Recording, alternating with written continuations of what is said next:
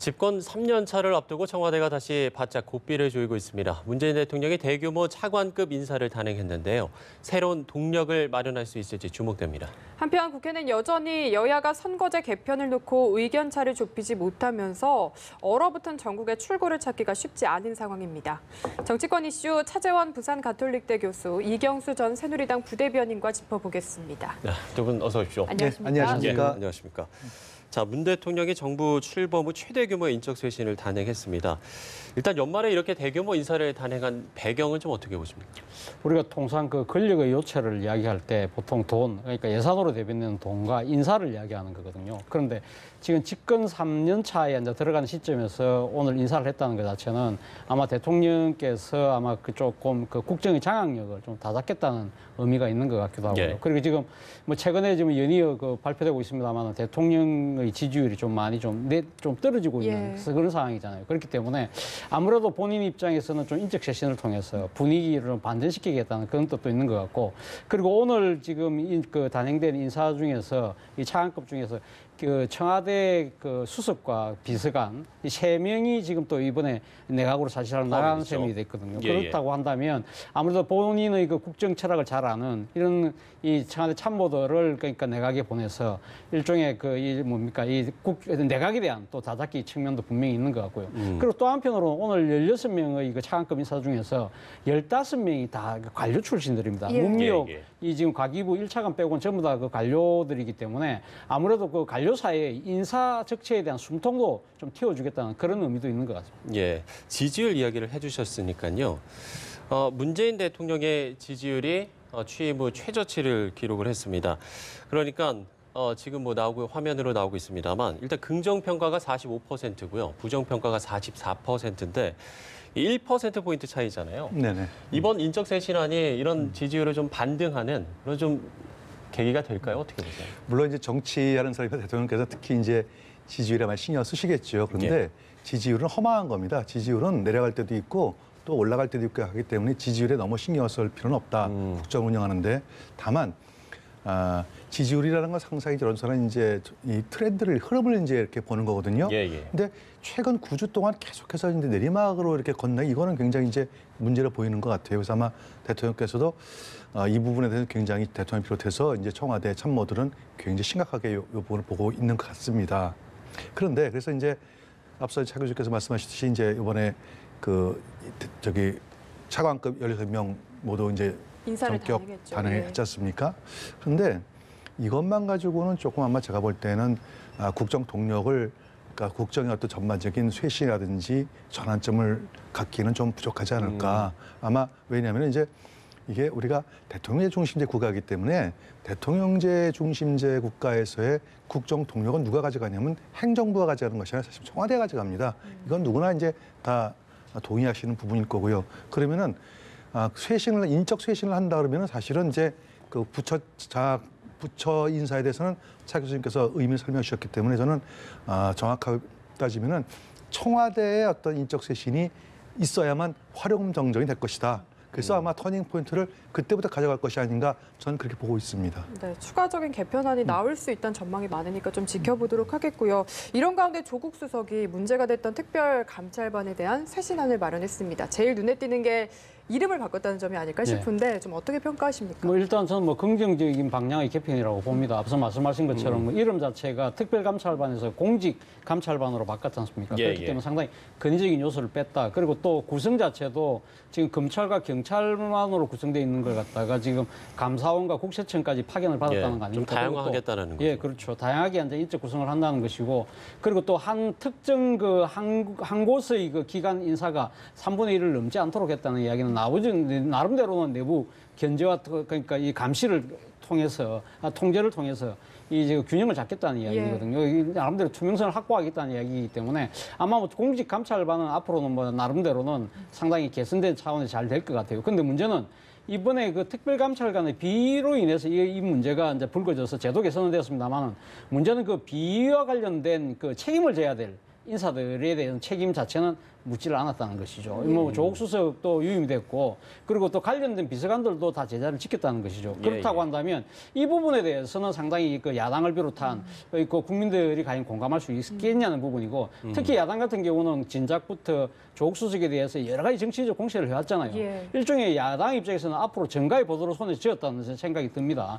그 뭐 조금이라도 뭐 청와대가 조금 뭐 이상한 조짐이 있다고 한다면 계속적으로 조국 수석을 통해서 그러니까 청와대를 흔들 수 있는 하나의 그러한 그 정치적인 그 일종의 무기는 그대로 주어진 상태이기 때문에 이 부분을 앞으로 청와대가 어떻게 극복할 것이냐는 지켜볼 대목이 아닌가. 예, 뭐 야당이 전가의 보도를 얻었다. 국민들의 공감을 얻을 수 있을 것인가 이런 비판이 좀 있을 거라고 하는데 좀 어떻게 보세요, 그럼? 그래서 제가 이제 방금 말씀드렸듯이 핵심은 청와대 인사를 이제 어떻게 가져가냐 하는 문제가 아마 국민들이 볼 때 받아들일 수 있느냐, 받아들이지 못하느냐 아마 그런 차이가 있는 것 같습니다. 예. 일단 국민들이 보통 이제 야당에서 주장하고 국민들이 보통 보실 때 청와대 인사는 아마 임종석 비서, 뭐 구체적으로 이름을 인사권자의 어떤 의중도 모르고 제가 감히 말씀드리는 거는 예. 일단 이제 임종석 비서실장 부분하고 그다음에 우리 최 교수께서 말씀하신 조국 수석. 민정수석, 예. 그다음에 이제 한병도 정무수석 아마 이 세 분일 것 같아요. 일단 제일 마지막에 한병도 수석부터 얘기하면 정무수석 자리는 사실은 청와대하고 국회의 가교 역할을 하는 자리인데 한병도 수석이 거의 존재감이 없다는 얘기를 수없이 많이 합니다. 예. 여러 가지 국회에 꼬일 때도 역할이 과연 한병도 수석이 하고 있느냐 안 하고 있느냐라는 이제 그런 문제도 나오고 있어서 정무수석도 좀 문제가 될 것 같고 그다음에 이제 민정수석은 이제 말씀하셨고 감찰반 문제부터 시작해서 특히 인사검증이 굉장히 좀 문제가 있지 않느냐. 그래서 계속 지속 나왔던 거고 임종석 실장 같은 경우도 아마 이제 몇 가지 그동안에 좀 제기되는 문제들이 있었어요. 그래서 이 세 분에 대한 인사가 문제인데 사실은 이 세 분을 이렇게 교체하는 게 어떤 책임을 지운다고 교체하는 것 같지는 않습니다.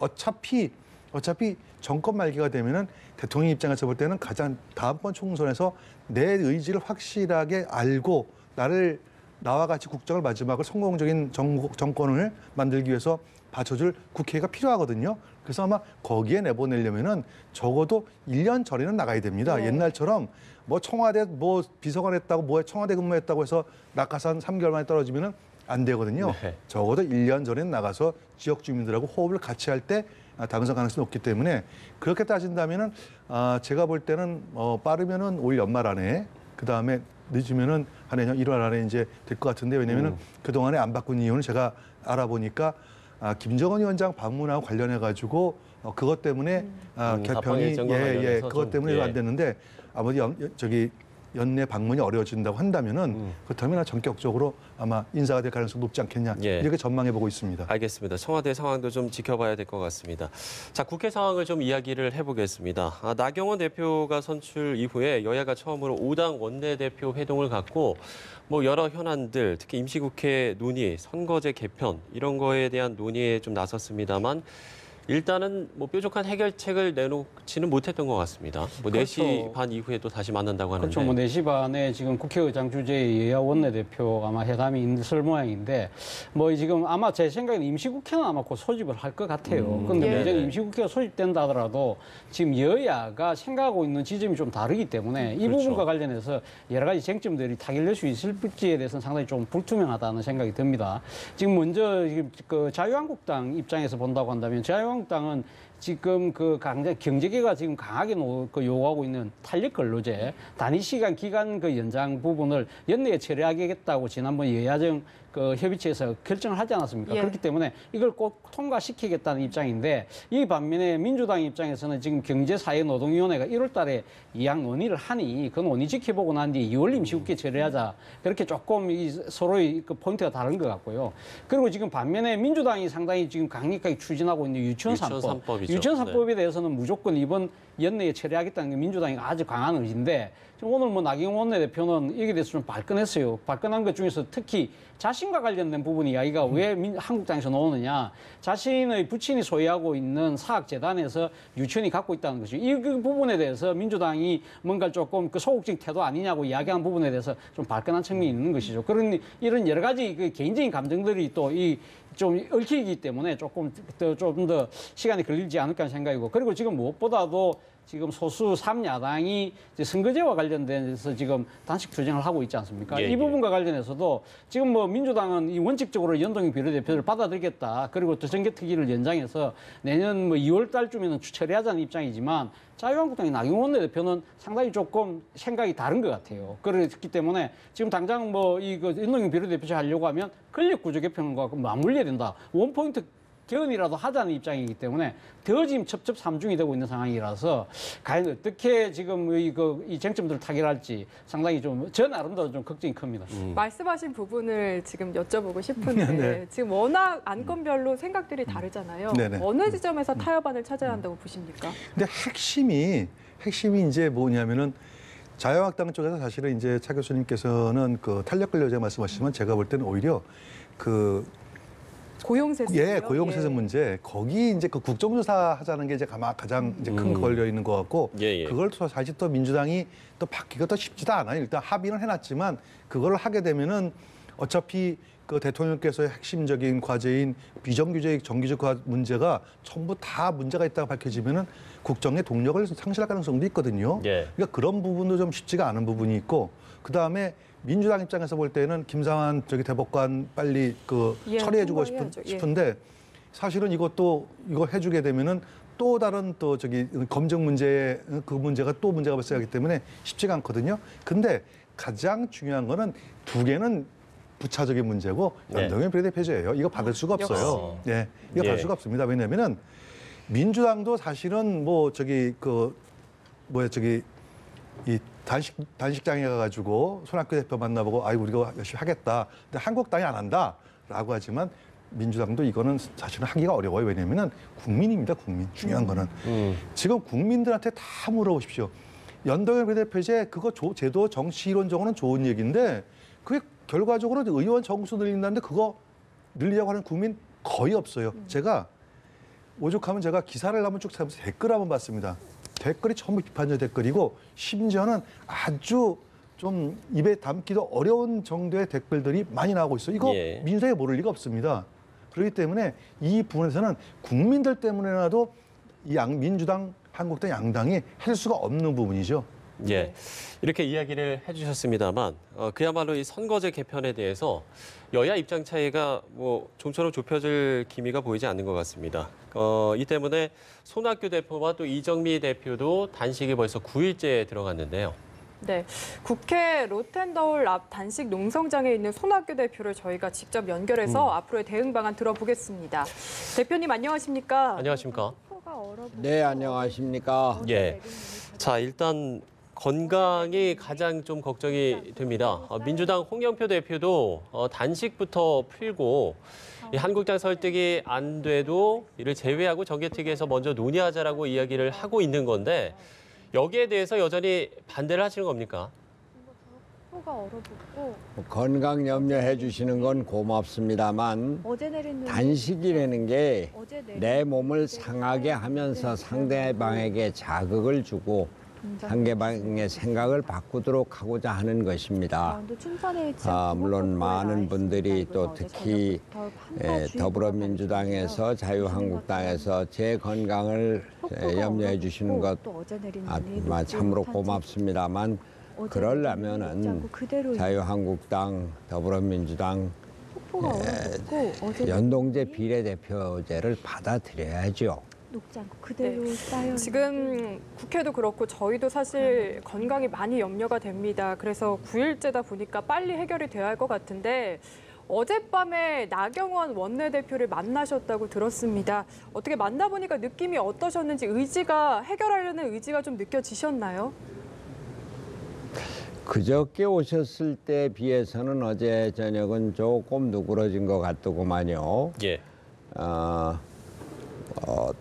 그저께는 연동형 비례대표제는 어렵다 쪽으로 얘기를 하셨는데 어제는 당이 지금 사실 엉망입니다. 당 쇄신이 있다고 하고 또 부대표 구성도 잘 안 되고 있고 의원총회도 제대로 열지 못하고 있는 형편입니다. 예. 그러나 여하튼 의원총회를 열어서 당론을 만들어가 보도록 하겠습니다라고 하면서 연동형 비례대표제를 뭐 아주 뭐 구체적으로 반대한다 이런 표현까지는 안 썼습니다.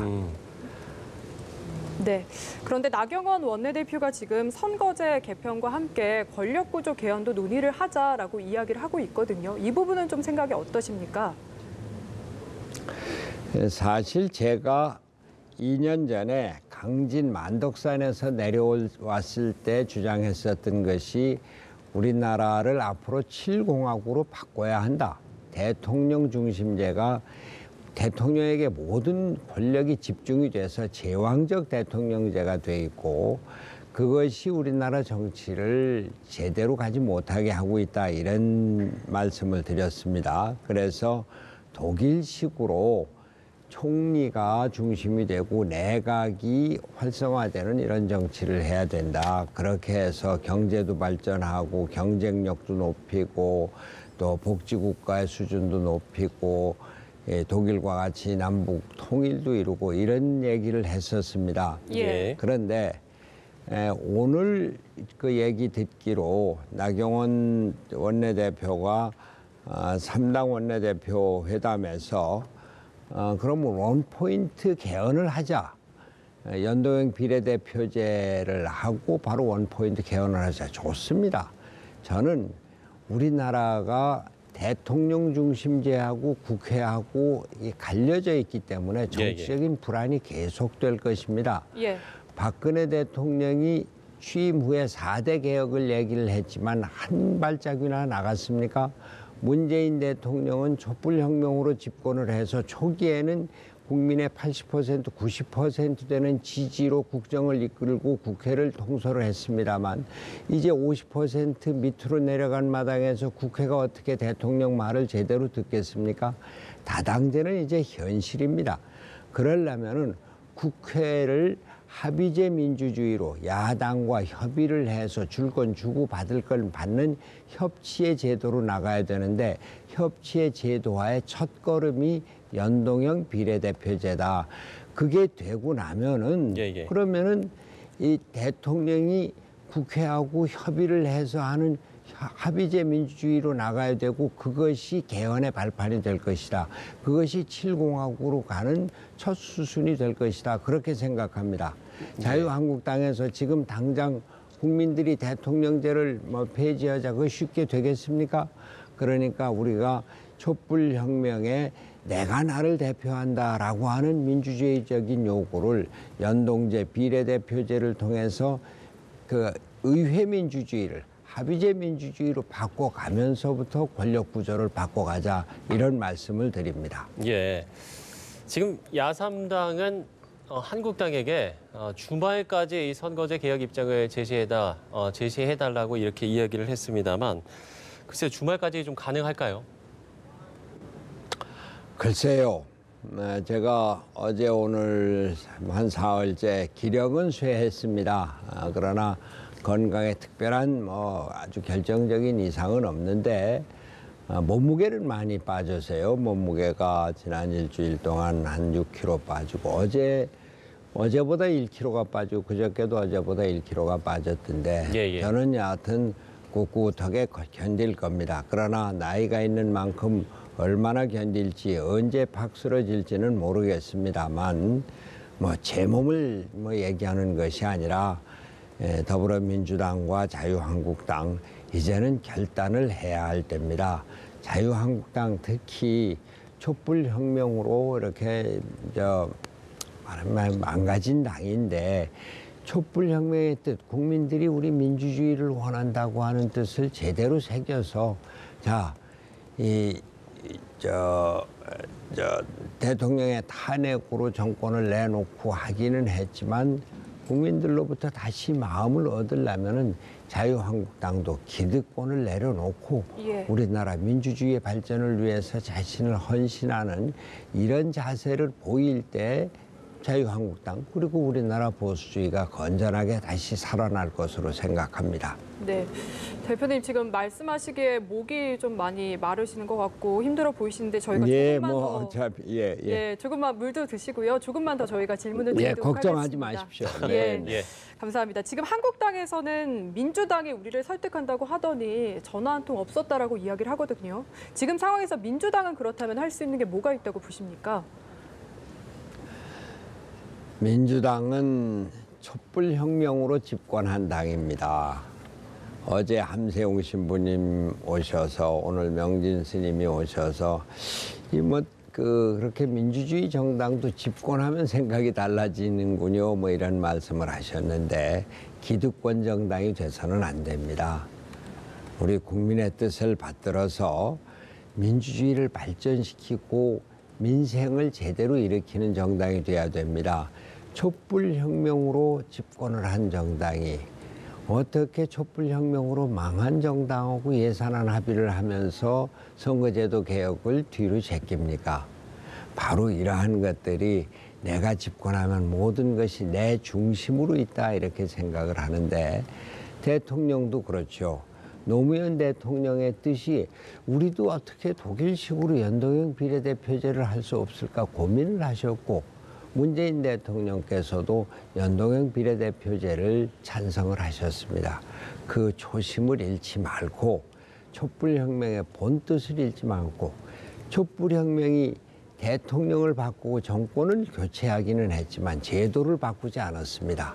연동형 비례대표제는 그 촛불혁명을 제도화하는 민주주의를 제대로 정착시키는 첫 번째 발걸음이다. 이렇게 생각하고 적극 받고 자유한국당을 설득하고 우리 국민과 함께 가주시기 바랍니다. 예. 대표님의 바람을 이야기를 해주셨습니다만 글쎄요, 이 한국당과 민주당이 합의안을 내기까지 시간이 얼마나 더 걸릴지 장담할 수 없는 상황인데 장외투쟁이 더 길어지면 마땅한 출구 전략도 없는 상황만 더 악화되는 건 아닌지 이런 부분도 좀 우려가 되거든요. 제가 단식을 시작할 때 우리 원내 대책회의 의원총회에 가서 단식을 선언하니까 우리 의원님들이 깜짝 놀라면서 아니 당의 대표가 의원들하고 상의도 없이 당 지도부하고도 한마디 없이 어떻게 단식을 합니까? 출구적인 전략도 없이. 그러나 저에게는 출구 전략이 없습니다. 예. 사실 단식을 결정을 할 때 우리 원내대표나 사무총장, 저희 비서실장 정도한테는 그래도 최소한도 의논을 했어야 했죠. 그런 생각을 왜 안 했겠습니까? 또 마지막 순간에 우리 집사람에게라도 한마디라도 얘기를 하거나 최소한도 통지라도 해야 되지 않을까 그랬는데 안 했습니다. 이거는 제가 일생을 민주주의를 위해서 살아왔다고 자부하는 사람으로서 민주주의를 향한 마지막 내가 몸을 바치는 것이다 이렇게 생각을 합니다.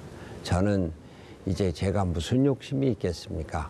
우리나라 민주주의를 위해서 던지는 마지막 일입니다. 네, 지금까지 바른미래당 손학규 대표와 이야기를 나눠봤습니다. 대표님, 오늘 어려운 와중에 긴 시간 인터뷰 응해주셔서 정말 감사드립니다. 감사합니다. 고맙습니다. 네, 감사합니다. 네. 예. 자, 단식 농성을 계속하겠다는 손학규 대표의 이야기까지 저희가 지금 들어봤는데 일단은 좀 기력도 많이 쇠하신 것 같고요. 네. 건강이 조금 우려되는 부분들도 있는데 어떻게 들으셨습니까? 참 안타깝습니다. 안타깝고 앞서 말씀하신 것처럼 지금 7순이 넘은 고령이신데 지금 당장 건강이 상당히 저는 극히 염려가 되고요. 예. 그리고 지금 정치적 상황으로 봤을 때 지금 이 단식 농성의 출구가 보이지 않는다는 것이 더 안타까운 상황입니다. 앞서 말씀하신 대로 지금 이 나경원 원내대표가 지금 권력 구조 개편과 연결을 시켰지 않습니까? 예. 거기에 대해서는 뭐 손학규 이 지금 대표도 뭐 본인이 만덕산세 내려오면서 정계복귀 일성으로 낸 이야기가 제7공화국이었고 그것이 권력구조 개편과 맞물려 있는 만큼 그건 뭐 나도 찬성한다고 이야기했지만 문제는 이 권력구조 개편을 받아들이는 쪽은 그럼 그걸 해야 될 손을 맞잡아야 될 사람은 결국 민주당인데 민주당은 지난번 그 개헌안을 내었을 때도 그 4년 대통령 중임제였고 그리고 당시 야당이 뭐라고 이야기했습니까? 최소한 국회에서 총리를 추천할 수 있도록 하자고 했을 때도 반대했던 입장이거든요. 그렇다고 한다면 이 권력 구조 개편과 이 문제가 더 맞물리게 될 경우에는 더 상황이 꼬이게 된다. 훨씬 더 고차방정식이 될 수밖에 없는 상황이다. 그렇다고 한다면 이 지금 상황 자체가 타결이 되기가 당장은 쉬워 보이지 않는다. 그런 측면에서 더 안타까움이 더 커지고 있네요. 네, 이 박사님은 어떻게 들으셨습니까? 저는 정말 좀 답답한 생각이 이제 뭐 금할 수가 없는데요. 물론 이제 손학규 대표가 고령이시고 뭐 단식하고 건강 하시는 거 좀 걱정스럽죠, 국민들은. 그런데 단식 왜 하는 거죠? 선거제 개편. 그러니까요. 예. 선거제 개편을 왜 하고 아까 민주주의 말씀하셨고 개혁 얘기하셨는데 민주주의 좋고 개혁하자는 건 다 좋은데 이거 누구를 위해서 하는 거죠? 저는 국민을 위해서 한다고 생각합니다. 핵심은 민주주의 하는 이유도 국민을 위해서 하는 거고 개혁을 하는 것도 국민을 위해서 하는 건데 예. 과연 국민들한테 물어보라는 이 얘기를 그 정당에 있는 국회의원들만 가지고 서로 하자 말자 뭐 하자 그렇게 얘기하지 말고 국민에게 좀 물어보라는 얘기예요. 예를 들어 이런 겁니다. 증언이 핵심 아니겠습니까? 국민이 다 반대한 이유가 있어요. 미국 같은 경우에 인구가 3억 2천만 명입니다. 예. 국토는 우리나라보다 82배 넘죠. 국회의원 몇 명이냐면은 상원의원 100명에다가 하원의원 435명에서 535명이에요. 그런데 우리나라는 미국보다 인구 6분의 1입니다. 그러면 인구 비례 따지자면 우리나라는 미국 국회의원이 한 500, 600명 된다고 치고 6분의 1이니까 100명 이하로 줄여야 된다는 얘기예요, 우리도. 근데 거꾸로 우리 느리자고 하고 있어요. 두 번째, 미국은 경제가 어려울 때 말이죠. 제이미 버틀러 공화당 상원의원이라든지 맥카스킬 민주당 상원의원 같은 사람은 법안을 냈어요. 우리 세비 줄이자. 예. 예. 실제 법안을 냈습니다. 그런데 우리나라 국회의원 중에서 지금 경제가 어렵고 서민이 어렵다고 하고 자영업자들 무너진다 소리가 막 나오는데 세비 줄이자 사람 있습니까? 한 명도 없잖아요. 오히려 인상했죠. 예. 그리고 뭐 반납하겠다 인상 그게 말이 됩니까? 이런 국회의원을 믿고 국민들이 누가 증언하는 걸 찬성하겠냐고요. 민주당이 아무리 도와주고 싶어도 자유한국당이 아무리 자기네들도 국회의원 많으면 좋죠. 하고 싶어도 못하는 이유가 뭐냐면 국민이 반대하기 때문에 그렇습니다. 근데 이거를 국민이 반대하는데 이걸 개혁 얘기를 하고 민주주의 거론하면서 노정개기 국민에게 정반대되는 얘기를 하면서 개혁과 민주주의를 얘기한다는 건 참 국민들이 어떻게 보겠느냐. 정말 답답하기 그지없습니다. 네, 알겠습니다. 뭐 저희가 좀 시간이 없는 관계로 이야기는 넘어가 보도록 하겠습니다. 자, 한국당 이야기를 좀 해보죠. 당협위원장 교체를 앞두고 나경원 원내대표와 김병준 비대위원장이 지금 현재 좀 충돌을 하는 모양새입니다. 그러니까 나경원 원내대표는 지금은 좀 시기가 아니다. 우리 군사라는 표현을 썼는데 군사 한 명 한 명이 중요한 시기다 이렇게 이야기를 했고 김병준 비대위원장 같은 경우는 지금이 아니면 언제 하겠느냐 이렇게 이야기를 하고 있거든요. 뭐 나경원 원내대표 입장에서는 상당히 조금 곤혹스러운 상황일 거예요. 왜냐하면 본인이 그 당선되면서 이야기했던 것 중에 하나가 개판은 종식됐다고 이야기를 했는데 지금 뭐 김병준 비대위가 이 지금 당협위원장을 대거 교체하게 났을 경우에는 결국은 또 개파 간 갈등이 불거질 수밖에 없는 상황이잖아요. 그렇다고 한다면 본인은 지금 개파가 종식되었다 해서 지금 당 내부 단합을 이야기하고 있는데 김병준 비대위원장은 지금 그 이 인적 쇄신을 통해서 당의 분란을 만들고 있다고 판단할 수밖에 없다는 것이죠. 그리고 두 번째는 이 지금 과연 이번에 당협위원장을 교체한다고 하더라도 그 효과가 얼마만큼 있을 거냐는 부분입니다. 어차피 당협위원장이 아마 그 교체되는 부분 그 대상 중에 상당수가 현역 의원이라고 한다면 현역 의원들이 당협위원장직을 내려놓는다고 해서 정치 생명이 끝나는 것이 아니거든요. 본인의 지금 그 의원 임기는 1년 반이나 남았습니다. 그리고 또 어차피 내년 2월 달 되면 새로운 전당대회를 통해서 새로운 지도부가 선출이 된다는 것이죠. 예. 그럼 소위 말해서 새로운 그러니까 선출된 권력에 의해서 또 다른 또 다시 내부 쇄신이 또 진행될 것인데 그러면 지금 위임받은 권력들이 해놓은 거에 대해서 이걸 과연 인정할 것이냐 부분이라는 것이죠. 이런 부분들을 본다고 한다면 상당히 문제가 있다는 것이고 앞서도 제가 말씀드린 대로 또 하나의 측면은 정당성의 문제라는 것이죠. 앞서 제가 말씀드린 대로 이 위임된 권력이 선출된 권력을 잘라내는 듯한 모습이 이것이 과연 가능하냐. 그리고 지금 당장은 선거가 너무 멀리 있다. 그런 측면에서 본다고 한다면 지금 이 교체를 당하는 입장에서 보면 강하게 반발할 수밖에 없다는 것이죠. 예. 지금 뭐 당에서 나온 이야기 중에 친박계 상당 부분이 아마 그 대상이 될 거라고 하는데 이게 뭐 나경원 원내대표가 당선되니까 당장 홍문종 친박계 실세라고 하시는 그러니까 친박계의 중진이라고 하시는 홍문종 의원이 우리는 눈도 깜짝 안 할 것이라고 이야기할 정도로 이 지금 비대위가 추진하고 있는 인적 쇄신에 대해서 상당히 좀 무시하는 듯한 태도를 보이고 있기 때문에 과연 이것이 과연 그 김병준 비대위가 원하는 대로 인적 쇄신은 이어질 것에 대해서는 저는 미지수라는 생각이 듭니다. 네, 비대위가 이미 할 수 있는 게 없다라고 좀 보시는 것 같은데 그래도 한편에서는 이번 인적 쇄신안을 통해서 좀 계파 갈등이 불거지는 거 아니냐 하는 이야기도 나오고 현재 한국당 상황 어떻게 파악하고 계십니까? 일단은 김병준 비대위가 동력을 상실한 건 분명한 것 같아요. 예. 특히 이제 그 전원책 변호사를 그 조강특위원으로 초대했을 때 정확하게 업무 분담을 했었거든요. 했어야 되거든요.